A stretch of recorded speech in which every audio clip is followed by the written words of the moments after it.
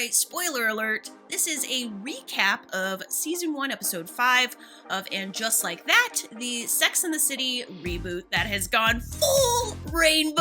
I mean, this ain't your granny's 4 straight white girls Sex and the City no more. I mean, it's still centered around 3 white girls, but one of them appears to not be straight. Also, spoiler alert for this video, we are getting our first Miranda Che sex scene in this episode.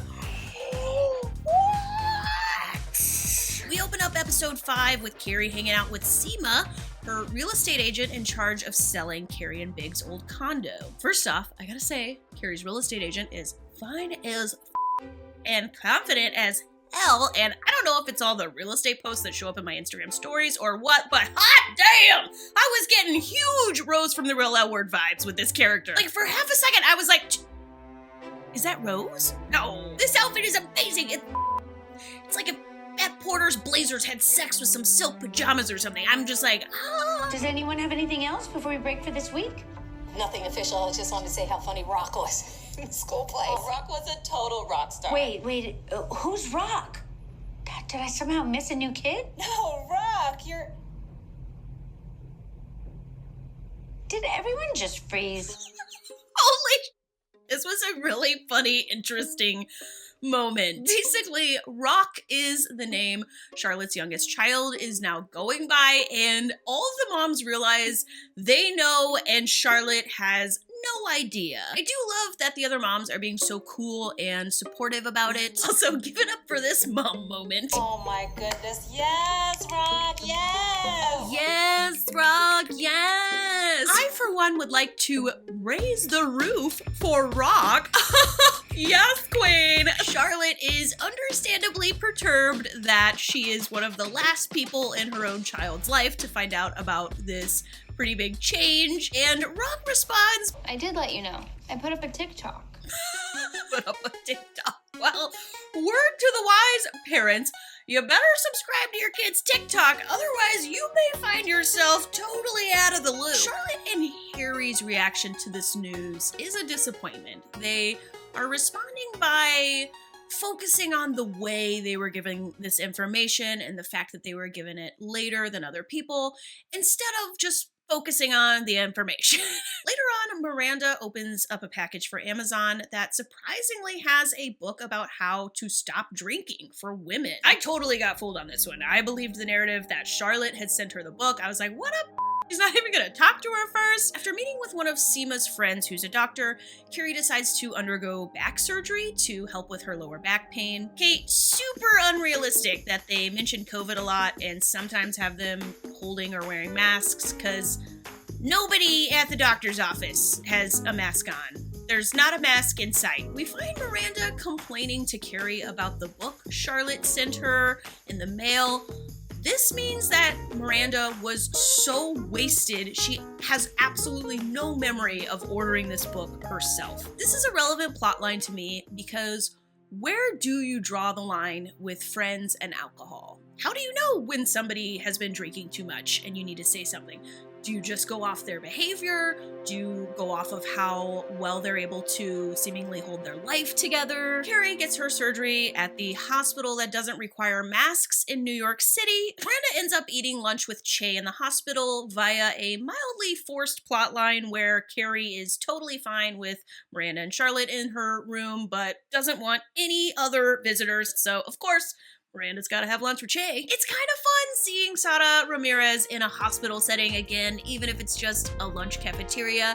I, like many Sara Ramirez fans, came to know them via their role playing Dr. Callie Torres on Grey's Anatomy, and of course the infamous lesbian couple of Callie and Arizona. My girlfriends are always there for me, no matter what. I still can't fathom Carrie's life all these years later. I just am like, this job is to go on a podcast sometimes. And it is probably realistic. Like, Big left her millions of dollars. She probably doesn't have to make money. But I just am kind of like, oh, that's her job. Rock never gave us any clue that their parents were resistant to their changing identity. There?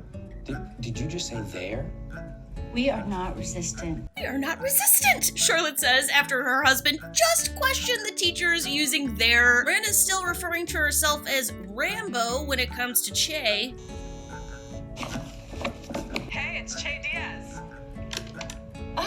Oh, hey, it's Rambo. Che stops by because Che is such a good friend to Carrie and cares so much and drops off some food and alcohol. But really, Che stops by because the writers want to insert Che into Carrie and Miranda's life. They do some initial hallway flirting. Miranda lets Che in. One thing leads to another, and soon enough, Chambo, that's my couple name for them, finds themselves getting wasted and high in Carrie's kitchen instead of actually helping Carrie. Things get really touchy-feely, and Miranda requests Che shotgun her again. The shotgun starts to get more sexual this time, and for some reason they keep cutting to Carrie. Damn it, stop it! Oh, I guess she's waking up. And the big sex scene I've been looking forward to for days now commences. Right in the midst of their friend being desperately in need of help. I kind of hated how they did this moment. I hate that they have Carrie needing to pee right while Miranda's getting it on with Che. Miranda is hooking up with Che at the expense of her good friend's needs. Like, what a buzzkill. It's disturbing having to watch it. Like, well, Carrie's like killing herself trying to get to the bathroom. I just want it to stop. Like, I want it to stop. All of it. I want the pee plot line to stop. I want the Miranda Che hookup to stop. Just please, God, make it end. This is weird. Like, right? I'm not crazy. This is really weird. That was the best feeling I've ever had in my life. That was the worst moment I've ever had in my lesbian sex on TV life. Afterwards, Che almost immediately dips for a show. I mean, at this point, Miranda should just go with Che to the show, because obviously Miranda's not there to help Carrie. Hey, DM me. DM me. I wonder if they're gonna make Che like a douchey player. If you want to chill again soon, okay? Oh, DM me if you want to chill again. Was that chilling, Che? I had no idea you were awake already. I only took half a pill because I was so out of it yesterday. I should have taken the whole bottle. You and the rest of the audience watching this. So Miranda's big I'm unhappy speech. Look, I'm biased. I'm married, so my opinion is always going to waver on the side of not cheating marriage-wise. I do kind of understand them doing this from a drama perspective, but I also don't like that it's attached to her coming out story. The loving thing to do is to go to the person that you, at least once upon a time, had love for, Steve, and be honest with them. If you love somebody, you don't cheat on them in an alcohol-infused lesbian finger-banging rampage. Conclusion. So if you haven't heard, a lot of people are complaining about how the show handled Willie Garson, who plays Stanford's, death. He passed away in the middle of filming, and they kind of had Stanford just decide to pick up and leave on a whim and divorce Anthony on a whim. I understand that him passing in the middle of filming meant they didn't have a lot of time to maneuver to change storylines. And I gotta say, at first I was okay with this. And then when episode 5 started and they showed the girls sitting with Anthony, just kind of chit-chatting about their day-to-day lives, and I realized, like, oh, there's hardly any mention of Stanford, and they're all just, like, moving on. I was like, I get it. Yes, I get it. Like, that wasn't enough. Other than that, my overall thoughts on the episode are that it was an interesting episode. I'll say that. They're definitely bringing on the drama with Miranda and Che, but I was just extremely disappointed in their first hookup. And I'm not sure why the writers decided to go this way.